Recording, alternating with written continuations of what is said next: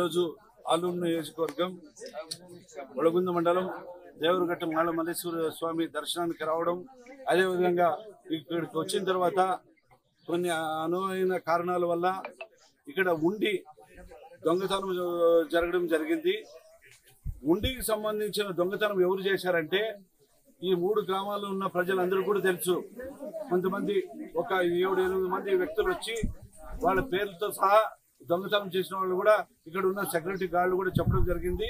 ఆ ఉండిలో దాదాపుగా లక్షల్లో విలువ చేసే డబ్బులు దొంగలించడం జరిగింది. కాబట్టి అదేవిధంగా ఈరోజు 5 సంవత్సరాల నుంచి మా తమ్ముడైనటువంటి గుమ్మనూరు శ్రీనివాసులు ఇక్కడ దేవరగట్ట మాల మల్లేశ్వర స్వామి చైర్మన్ గా ఉన్నాడు. ఇప్పుడు కూడా ఆయనే కొనసాగుతున్నాడు.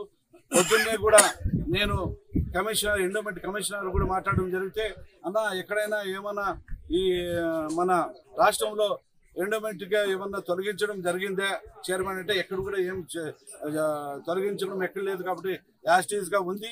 అదే విధంగా నేను కూడా ఇక్కడ తెలుగుదేశం ఒక ఎమ్మెల్యేగా గుంటకల్ నియోజకవర్గానికి ఉన్నాను కాబట్టి నా తమ్ముడు ఉన్నాడు. అక్కడ ఉన్న గ్రామంలో ఉన్న 2 సర్పంచులు కూడా వైఎస్ఆర్ పార్టీలో ఉన్నవాళ్ళు కూడా ఈరోజు నా సమక్షంలో తెలుగుదేశం పార్టీలో కండువ వేసుకోవడం జరిగింది. కాబట్టి అదేవిధంగా ఈ ఆలూరు నియోజకవర్గంలో 6 మండలాల్లో ఉన్న 6 ఎంపీపీలని 6 ఎంపీటీసీ మొత్తం ఎంపీటీసీలతో సహా అందరూ కూడా కైవసం చేసుకునే రోజు దగ్గరలో ఉంది. తెలుగుదేశం పార్టీని ఆలూరు నియోజకవర్గంలో జెండా ఎగరేస్తాం. ఖచ్చితంగా 6 మండలాల్లో ఉన్న గ్రామ సర్పంచులు అయినా కానీ ఎంపీటీసీ అయితేనేమి అందరూ కూడా వైఎస్ఆర్ కాంగ్రెస్ పార్టీలో నుంచి తెలుగుదేశం పార్టీలో చేర్చుకునేదానికి పార్టీ సిద్ధంగా ఉంది.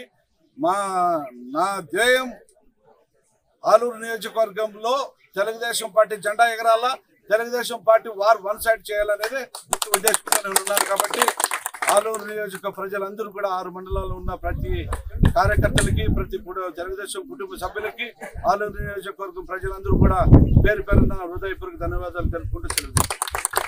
ఈరోజు దేవరగట్ట మాల మల్లేశ్వర స్వామి ఆధ్వర్యంలో ఈరోజు నాకు కూడా ఒక వారం నుంచి 10 రోజుల నుంచి కూడా ప్రతి కమిటీ నంబర్లు అందరూ వచ్చి ఇక్కడ అలా ఇట్లా జరుగుతుంది, ఈ ఉండి ఇట్లా జరుగుతుంది అని చెప్పి పదే అంటే ఏం కాదా ఉండి ఏం కాదు అది అన్నాను. నిన్న పొద్దున్న వచ్చి సుమారుగా కమిటీ నంబర్లు అందరూ వచ్చి మా ఇంటికి వచ్చి అలా ఇట్లా జరుగుతుంది, ఇట్లా తీస్తున్నారు వేరే వాళ్ళు అంటే కూడా అవునా అని చెప్పి నేను వచ్చే లోపల 2 ఉండిలు తీస్తున్నారు లక్షలతో.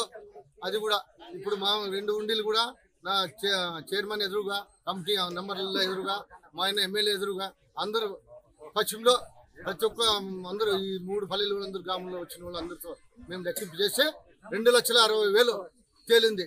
ఇది కింద ముసలోళ్ళు ముతుకోళ్ళు కానీ ఇంకా ఎక్కువ ఉంటుందని చెప్పి 5 లక్షలు 10 లక్షల వరకు కూడా ఈ ఉండి దొంగతనం చేసినారని చెప్పి మన ఎస్పీకి, కలెక్టర్కి, డిహెచ్పి కూడా చెప్పి, ఎస్ఐలు కూడా చెప్పి అందరూ ఇది తక్షణమే చర్య తీసుకోవాలని చెప్పి దేవుణ్ణి